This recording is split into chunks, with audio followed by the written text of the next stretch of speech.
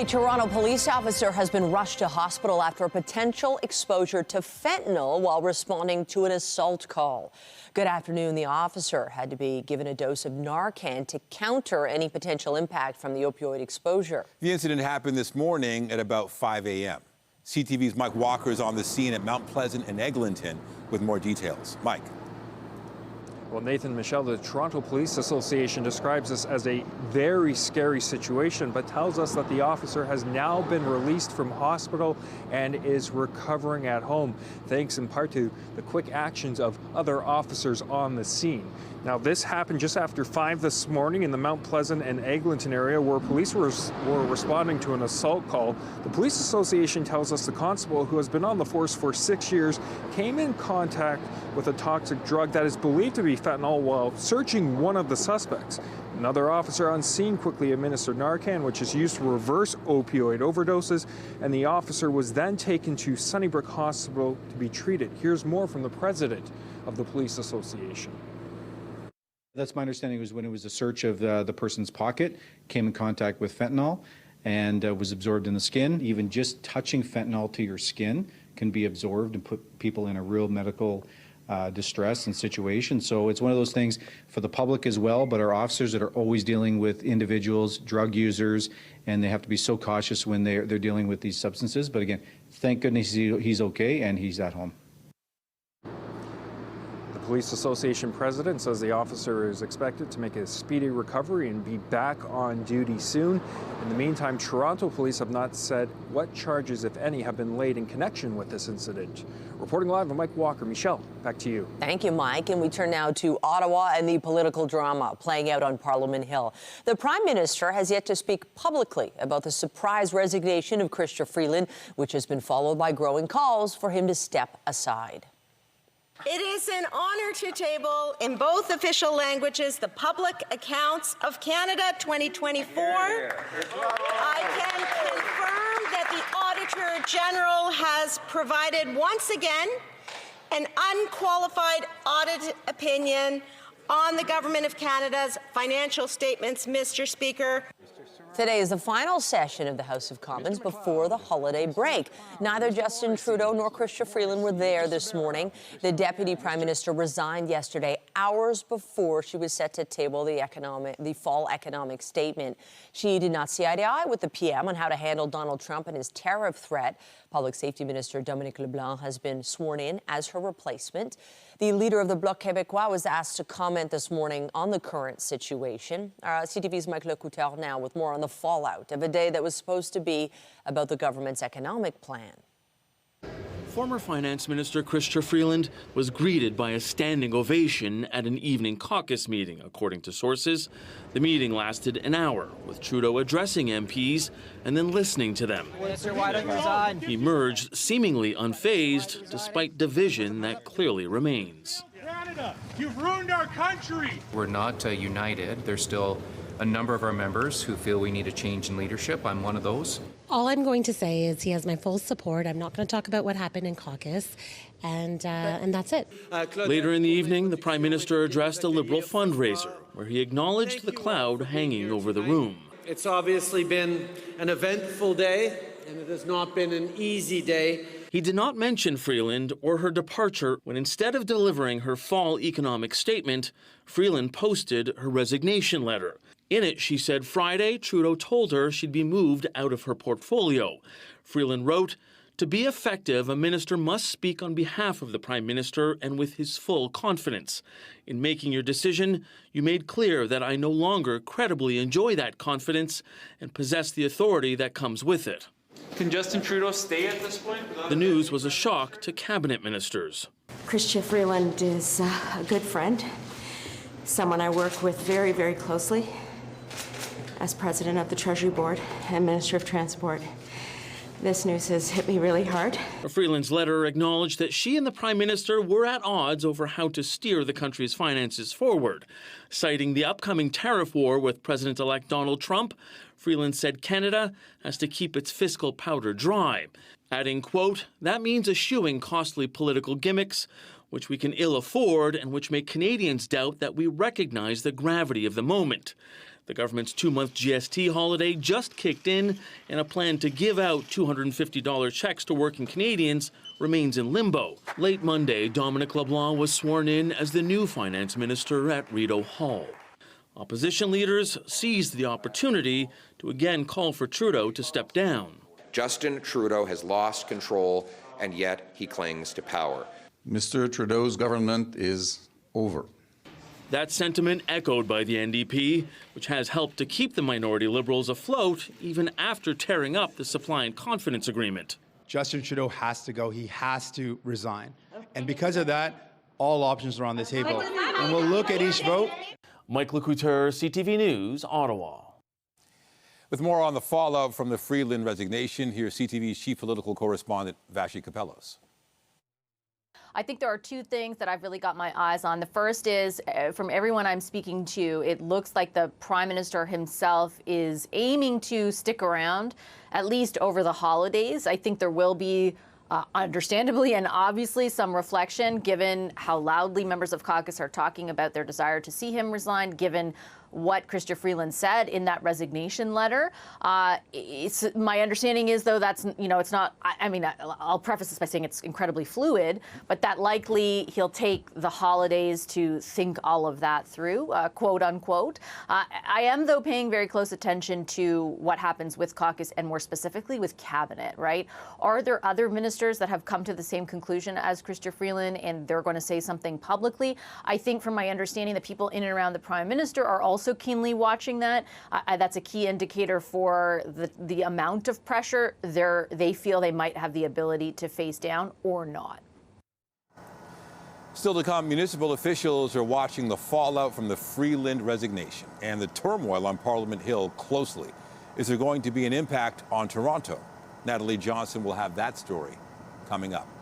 We got more news in a moment, but first, here's a live look at the city this afternoon. It's windy, a bit of rain here and there. Not too chilly right now, but conditions will change in the next few days. Jessica Smith is here with a look at the current conditions. Hey, Jess. Hey, it's one of those middle-of-the-road days, right? We're not super cold. We're not really warm. We have a little bit of wind. We'll see a little sunshine before the sun sets later on this afternoon, but we have no extreme weather events taking place today, so a bit of a break. It is a little windy right now. You saw that shake on the camera, and things will change again as we head in towards kind of that second half of our day and into our Wednesday. Temperature-wise, still super mild out there. We're kind of around 4 to 5 degrees for the most part. A little cooler through Owen Sound and Bancroft, but really not by much. Again, that cloud cover doing a lot to kind of help hold on to some of that warmth that we still have.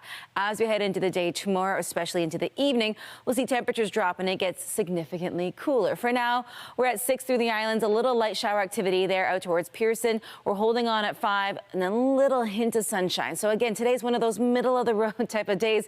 Not too hot, not too cold, just right. But coming up, I'll have a full look at your long range forecast. Right now, I'll send it back over to Nathan. All right. Thank you, Jess. Thanks. A traffic headache for drivers and transit users today at a major downtown intersection. A garbage truck with its bin up struck the overhead TTC wires at King and Spadina. It means the entire intersection is closed while crews work to make repairs. No injuries were reported, but as a result, streetcars and buses on the King, Spadina, and Bathurst routes are being forced to divert. There's no word on when the intersection will be reopened. The picket line shelters at Canada Post plants are being taken down, with postal workers now back on the job. The federal government has ordered an end to the strike, but it'll take some time to get things back to normal. CTV's Beth McDonnell joins us live with more details. Beth. Nathan, the pickets are gone outside this Canada Post facility. Legal strike action ended at 8 this morning, meaning postal workers are back on the job. At Canada Post facilities this morning, workers moved from standing on the picket line together to going back to work together. People are feeling a little bit down. They feel betrayed by the government that mandated them back to work when around Parliament. It's the third time this was done to Labour. People know this. Over the weekend, the Canada Industrial Relations Board ruled postal workers back to work. The terms of the existing collective agreement have been extended into May next year and put forward an offer for a 5% wage increase. At the end of the day, they also laid off full-time members, which has never been done before. So that's when we knew that, well, you're not going to deal with us fairly at all.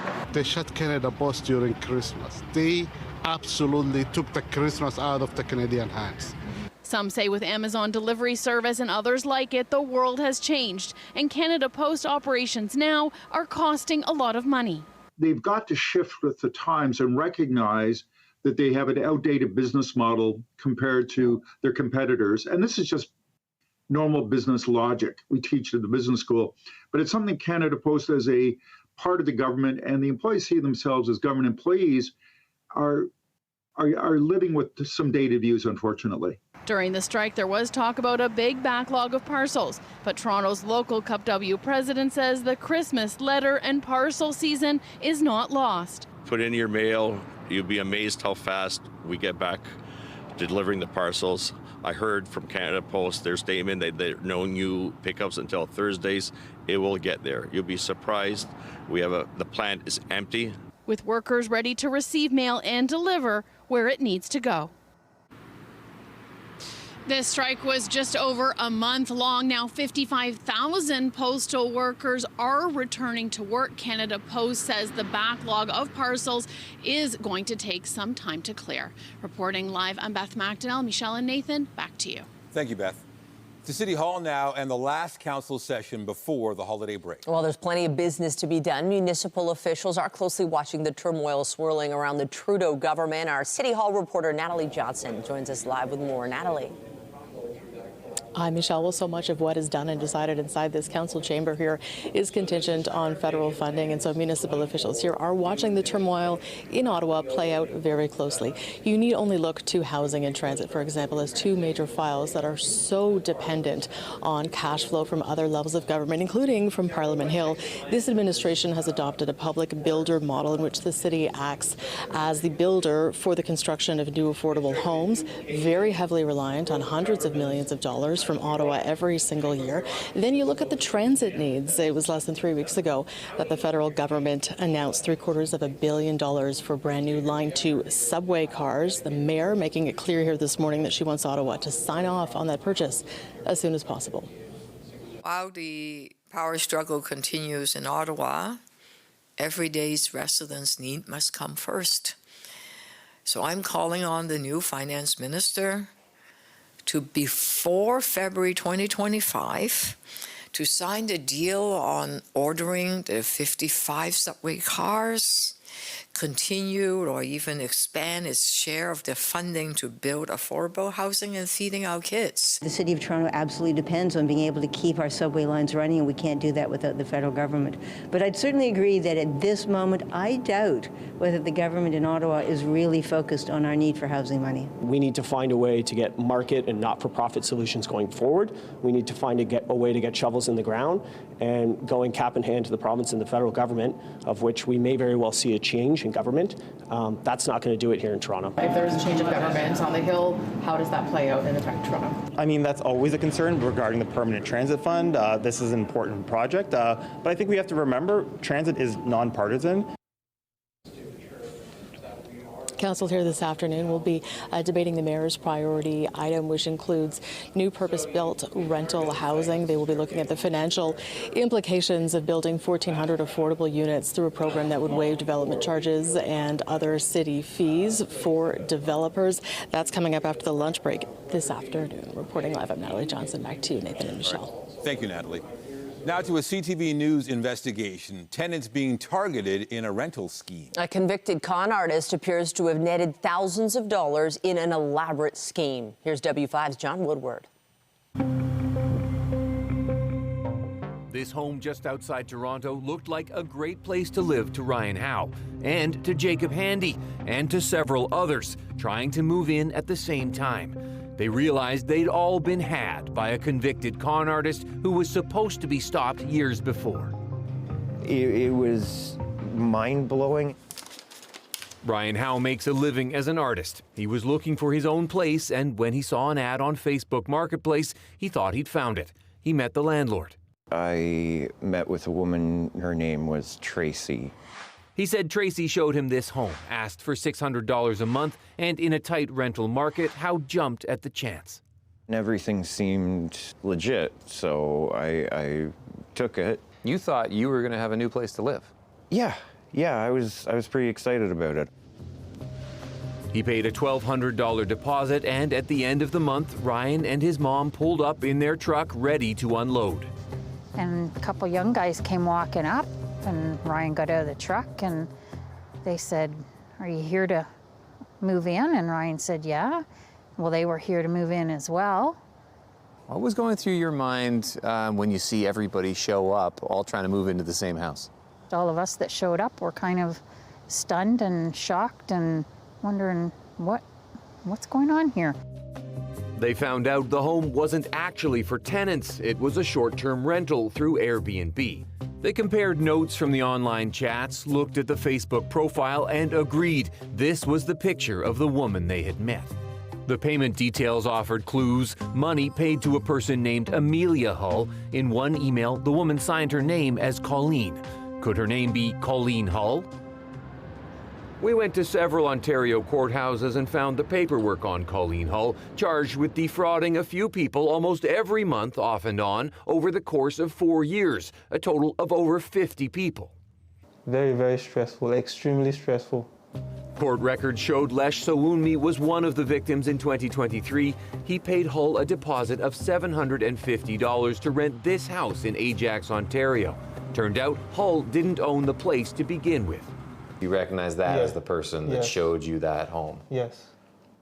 What do you make of it that this person is still showing people homes? If 1, 2, 3, 4, 5, 6, 10 people report something like this, I think it should be taken seriously, because then it stops it from spreading and proliferating and people. Colleen Hull was convicted in his case and about 20 others, served about 6 months in pretrial custody and then about 6 months of a conditional sentence. She's out on probation now, so we started checking addresses for her. We're looking for Colleen Hull. Hey there, sorry to bug you. And we weren't the only ones. What did the cops want? They were looking for some, I don't know, they never said exactly what. Howe says she shouldn't have been let out so soon. It doesn't make sense to me that she was arrested for these crimes and then released and able to continue the exact same crimes. Durham Regional Police confirming they're looking for her too. Hey Colleen, it's John Woodward calling. A search that would take us to a huge short-term rental platform and reveal a systemic issue depriving victims of crime across the country of tens of millions of dollars. Part 2 of John's 3-part series airs tonight on CTV National News. There are new inflation numbers, but the details are being overshadowed by all the other news coming out of Ottawa. CTV's Scott Hirsch joins us now live with more. And Scott, new inflation numbers are out today. That's important. What did we learn? Yeah, Nathan, as you mentioned, a whole lot of political news being caught up in all the drama from yesterday in Ottawa. However, annual inflation came in today, and it shows that it slowed to 1.9% growth, down from the 2% in October. And Stats Canada says inflation was cooled notably by drop-offs in the prices for travel tours and mortgage interest costs. Grocery prices, however, rose 2.6% on an annual basis, a slight drop from the 2.7% bump a month earlier.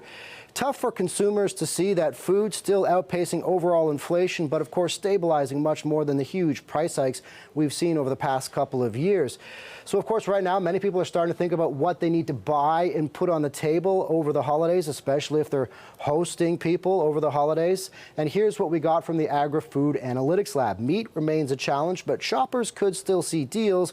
According to the Agri-Food Analytics Lab, roast beef dinners are up about 17% over last year. Ham also up about 4%. However, turkey likely seeing 8 to 10% cheaper than last year. So that's good news for a lot of consumers.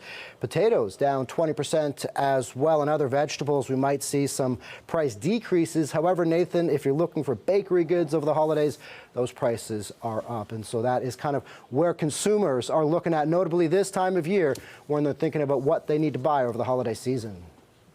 And after yesterday's fall economic statement, what's happening with the proposed $250 working Canadians rebate that could help with the holiday bills? It has to be considered controversial after what Chrystia Freeland did stepping down over this issue, many believe. Nathan, at this time, those checks were not included in the fall economic statement, and with the letter that former Finance Minister Chrystia Freeland wrote to Prime Minister Justin Trudeau, likely one of the so-called gimmicks that she mentioned. So not likely to bank on it at this time. It was something that the Liberals had proposed to hopefully drop into Canadians' bank accounts in the spring, of course, at a time when many holiday bills may be piling up and at a time where many Canadians need to pay those bills. But the Liberals couldn't get support for it in the House of Commons, notably from the NDP, ultimately pushing for more people to get the so-called working Canadians rebate. So tough for Canadians to bank on it at this time, since it was not involved in and was not included in yesterday's fall economic update. However,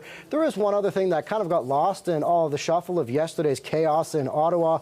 One other thing from the fall economic update, and that is honoring the Marathon of Hope and Terry Fox, learning that Terry Fox will be featured on the next $5 banknote. One little more symbolic gesture that was lost in all the fray of yesterday in Ottawa, Nathan. All right, CTV's Scott Hurst, thank you. Appreciate it.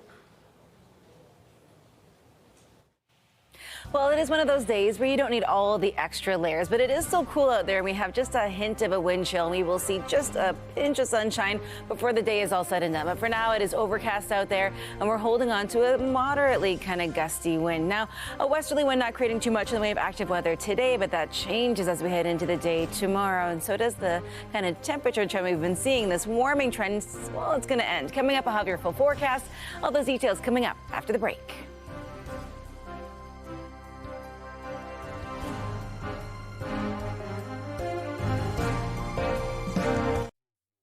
Madame Freeland, une femme. More now on the fallout from the Trudeau government turmoil. Conservative leader Pierre Poilievre is speaking live in Mississauga. Let's hear what he has to say.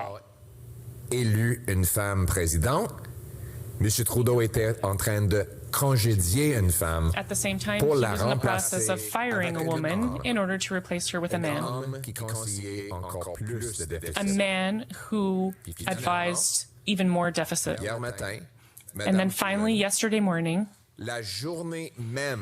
on the very day that she was to present her economic update, Ms. Freeland resigned. Mr. Carney, who is the person with whom Mr. Trudeau was going to replace Ms. Freeland, changed his mind. He said, no, I don't want the job. And then, in order of precedence established by Mr. Trudeau's cabinet, it would have been François-Philippe Champagne to become the Minister of Finance. And he stepped down. Then after him, in the order of precedence, was Randy Boissonnault, or the two Randys, a minister who had just resigned for another scandal involving public funds and misrepresentation of identity. So he couldn't take the job. Finally, a fourth minister of finance in one single day.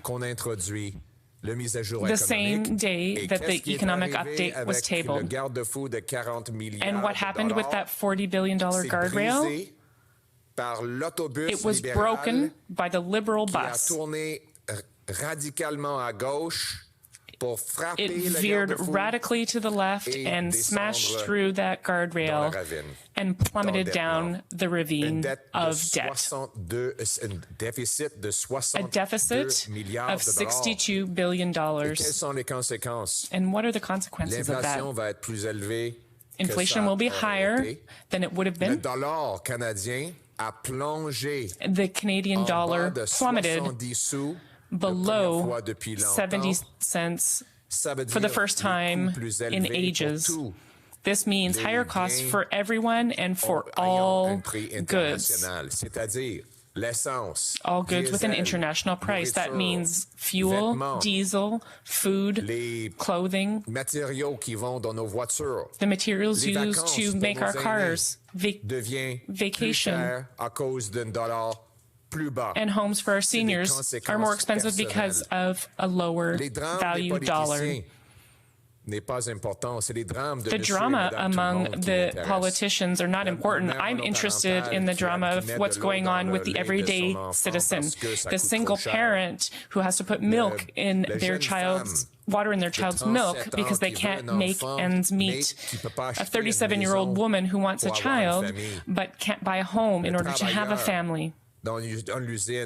The worker in the factory who's also working 2 other part-time jobs in order to pay his bills, and who now thinks that he will never be able to buy a home. This is the human drama that I'm interested in. But Mr. Trudeau, Mr. Carney, Ms. Freeland, Mr. Singh are focusing on that other drama. How is it that yesterday even happened? It's because Justin Trudeau is still in power. And it's why he has a minority. It's because Yves-François Blanchet last week voted 4 times to keep Justin Trudeau in power. Today, Mr. Blanchet said, suddenly, now, after all of the confidence votes are over for 2024, now he's saying that he wants an election. He changed his mind. Mr. Blanchet, where were you? Where were you when I presented a non-confidence motion in September and you voted against that motion, which would have triggered an election? Where were you, Mr. Blanchet, last week when you once again voted for $22 billion of inflationary spending by Justin Trudeau, which gave the green light for the Prime Minister to stay in power? You say one thing in Quebec and you do the opposite on the Hill.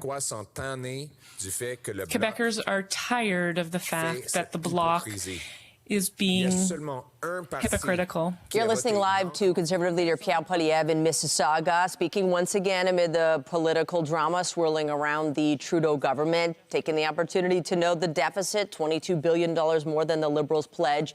He is sitting pretty as far as the latest polls are concerned. Meantime, we have yet to hear from Prime Minister Trudeau publicly in light of yesterday's surprise resignation of his finance minister. We'll continue to monitor this, but we're going to move on to some other news. Well, the holiday travel season is about to kick into high gear. And Pearson Airport officials are offering up some advice today on how to make sure the getaway goes nice and smoothly. CTV's John Musselman is at Pearson, and he joins us now with more. How is it there, John? Well, so far, Michelle, it's fairly smooth, but airport officials tell us this will be the busiest, one of the busiest periods. We're talking about 150,000 people through both terminals over the holiday season. That's a lot of passengers moving through here. So they do want to keep it as smooth as possible. And keep in mind, they're reminding people, like with the liquids and gels, making sure that gifts are not wrapped, and making sure you get here with a lot of time because it will be busy and security will be busy as well. We did have a chance to speak to officials with Border Security and Airport Security and the airport. Here's what they had to tell us just a short time ago.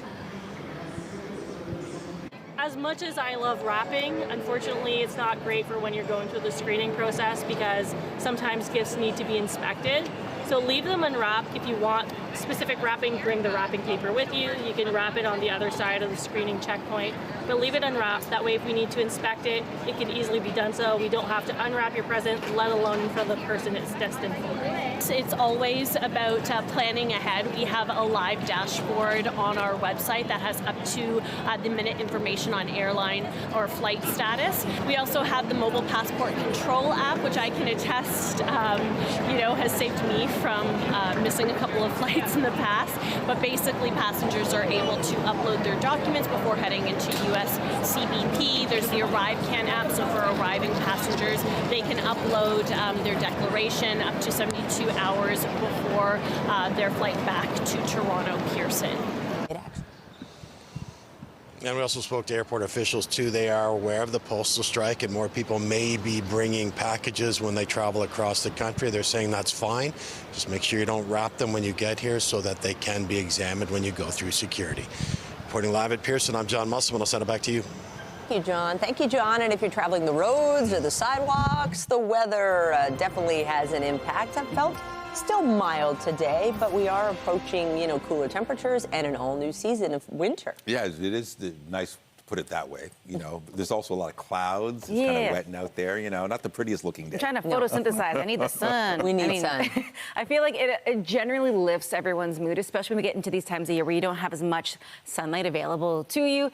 We hold on to cooler temperatures towards the end of the week and we get that sunlight back, but we pay the price a little bit, right? The cloud cover does a lot to help when it comes to keeping things warm. But as we head into the day tomorrow, that cloud cover is going to bring the chance of some flurry activity. Weather is brought to you by the Presler Law Firm. Injury lawyers you don't pay unless they win. Now, a bit of a cloudy start to our day, but overall, relatively comfortable. A few, light showers in and around the GTA, but for the most part, it's just the cloud. It is holding on at a fairly steady point when it comes to at least the temperatures throughout the day today, and it remains mild. We are going to see, though, a shift in the winds as we head into the day tomorrow and into the second half of our Wednesday. It gets really, really cold, and then it stays cold for a pretty significant stretch of days. Right now, we're sitting at 5. It feels like 1, so we are dealing with a little bit of a wind chill, but we're still on the positive side of things, and that's the same for almost everybody in central and southern Ontario. Into this afternoon, we'll sit again around 6. We don't really see much of a change in almost everybody on the positive side of things, but that cool down happening a little bit further west of us. So say Owen Sound, Parry Sound, they're still warm, but we are noticing that cool down take place for them already. Into this evening, we'll sit around the freezing mark. We should be at -6, so really we're still holding on above where we should be, and a fairly light westerly wind will kind of carry us right through to the end of the day. We're keeping a close eye on a couple different things. A cold front that will make its way across, meeting up with another system from south of the border, set to bring a little bit of messy weather. Likely a wet snow for the GTA, but we'll keep a close eye on this because, again, we're kind of hovering just above that freezing mark. So the precipitation will come. It just kind of isn't clear exactly on if it's a wet snow or a more fluffy snow. But regardless, it's going to be an interesting drive into our day tomorrow. Your Tuesday, though, from start to finish, just a lot of cloud cover out there. It's as we head in towards your Wednesday, where things start off not too bad. It's a nice drive, at least to get to your daily activities. It's as we hit that midpoint of our day that we watch for a little shower activity closer to Niagara. For us in the GTA, it's falling more as a wet snow. As temperatures drop, though, into the evening, we get a bit of a break, which is a good thing as we kind of hit that key commute time for a lot of people, at least in the GTA. Eastern Ontario gets the brunt of it, and then areas along those eastern shorelines of Lake Huron, Georgian Bay, they get that lake effect snow. But as we head into Thursday, the cloud cover lifts, and we see just a whole lot of sunshine out there, but it is not warm sunshine. So that's where that change takes place as we head from our Wednesday night in towards the end of the work and school week. It is a busy travel time for a lot of people, so if you're taking off, say, early, and as in tomorrow, give yourself that extra time, especially throughout that midpoint of the day. We get into our Thursday, the cloud cover's there in the morning, it clears into the afternoon, and then we watch for another dose of flurry activity on our Friday. So again, those key commute times, those key commute days, keep that in the back of your mind, but those temperatures get really cold as we officially welcome in the meteorological winter season on Saturday, and those wind chills will be wicked. Nathan, I'll send things back to you. All right, thank you, Jess. Now to BC, where a massive landslide sent a home crashing down a hillside in Lions Bay. The destruction killed one person, and crews are searching for another person who remains missing. CTV's Ben Miljer reports. On Saturday morning, a tremendous amount of water, mud, and heavy debris came roaring down the mountainside, washing away a house on the hill in behind me, while 2 people were believed to still be inside. Highway 99 is once again open in both directions, but cleanup from the landslide continues. The state of emergency allows the small municipality to bring in geotechnical experts from the province to assess where it is safe for the search to continue. It's actually quite a bit of debris that has to be searched through, and it's not very safe or stable right now, which is why we're getting the additional resources in. Canada Task Force 1, a Vancouver-based heavy urban search and rescue team, assisted over the weekend when one person from the house was found and confirmed deceased. The house has been completely swept off its foundation. Yeah, it's no longer up the hill where it was. It's now down near the bottom of the hill and in pieces. Police say the deceased and the missing person are a couple, but have not identified them. Even as the search goes on, the small community of Lions Bay must come to terms with this tragedy. When this event happened, of course, it was extremely upsetting for the community. Community has been supportive to family members, and they're there for each other, so we're very thankful for that. Emergency responders from around Metro Vancouver have been helping with the cleanup and the search, holding out hope the missing person can still be found alive. Ben Miljer, CTV News, Lions Bay.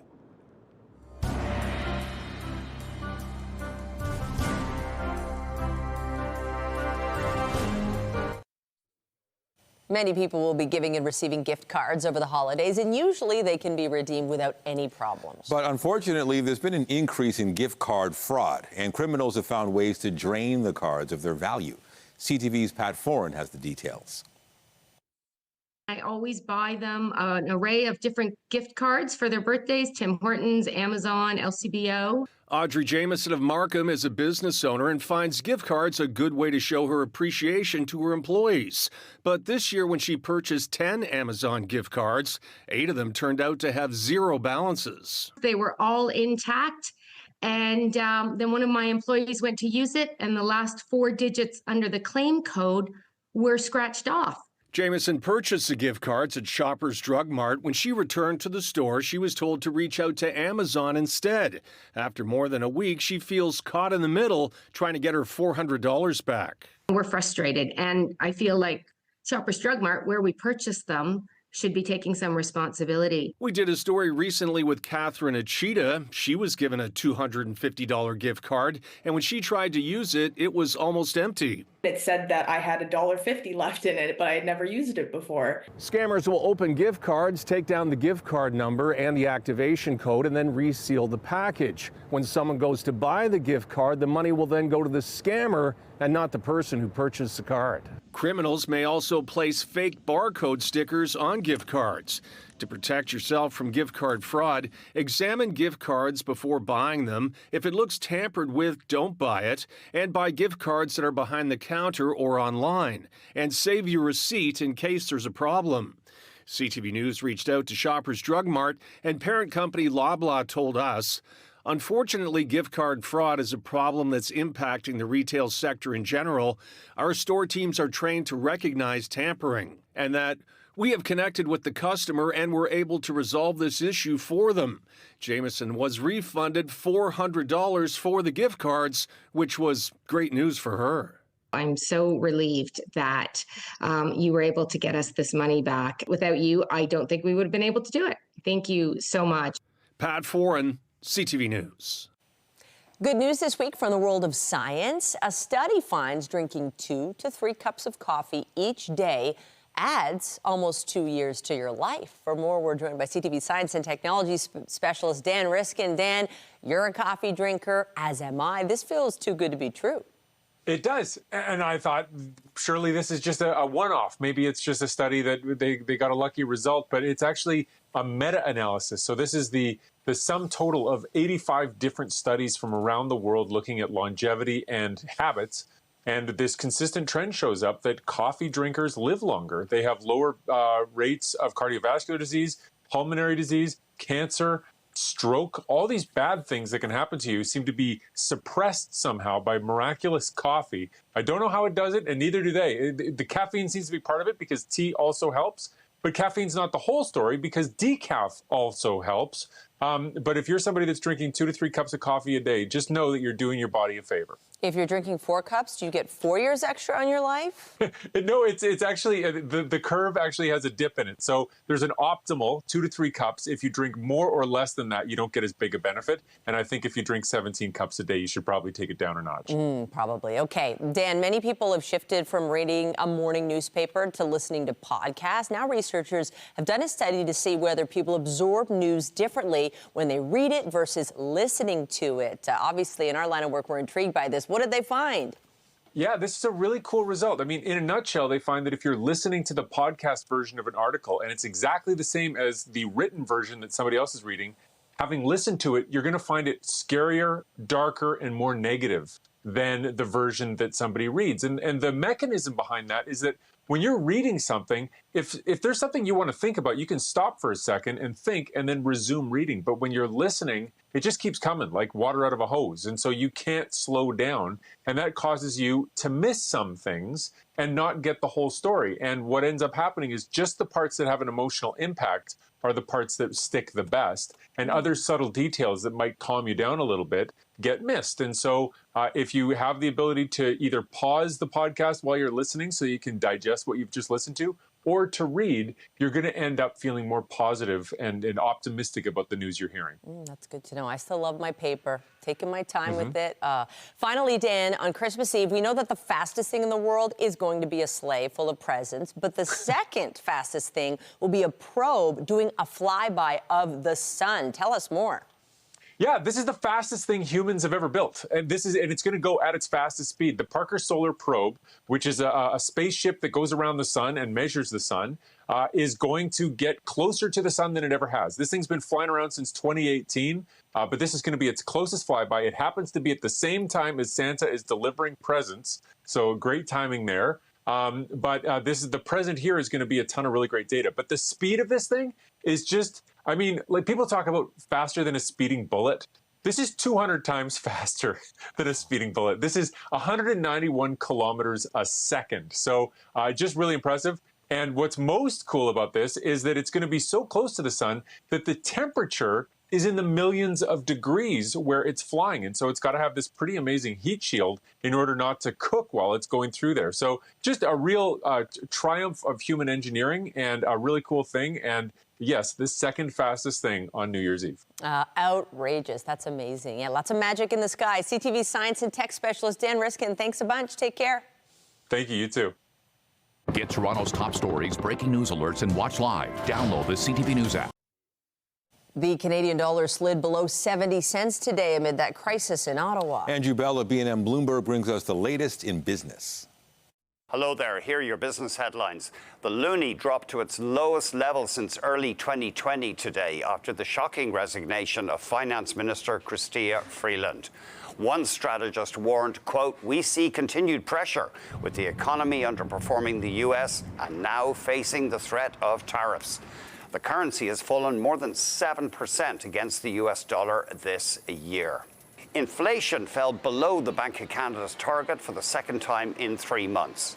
The Consumer Price Index rose 1.9% on a yearly basis in November. That may encourage the central bank to keep cutting rates, which will further weigh on the Canadian dollar. And finally, aviation can be tricky for investors. Air Canada shares have risen more than 20% this year, but the stock dropped 9% today after the company's long-term and 2025 forecasts disappointed the market. Meanwhile, Boeing shares have dropped more than 30% this year, dragged down by safety concerns and a damaging strike. One money manager said, quote, "Just staying out of the news would be a win for Boeing at this point." That's the latest in business. I'm Andrew Bell of BNN Bloomberg.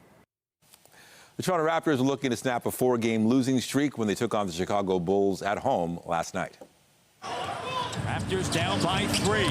RJ splits it double. The Bulls jumped out to an early lead, but the Raptors narrowed it to a 3-point deficit at the half. This one came down to the wire with the Bulls winning by 1 point, 122 to 121. The Raptors are back in action Thursday, taking on the Brooklyn Nets. Oh, man. Remember earlier, Mark Lindsay, the 5 ball. A special pre-holiday treat for staff at Amazon's fulfillment center in Bolton. Maple Leafs defenseman Morgan Riley joined them yesterday to celebrate the official launch of a mobile food pantry. How are you doing? Good, you? Good. Nice to meet you. Amazon donated $55,000 to the Caledon Community Services Mobile Food Pantry, with the region of Peel donating another $110,000 to get the project off the ground. Some residents in Caledon live in rural areas without easy access to public transit. The food pantry is going to help those who are most in need by delivering food and hygiene products to their doorsteps.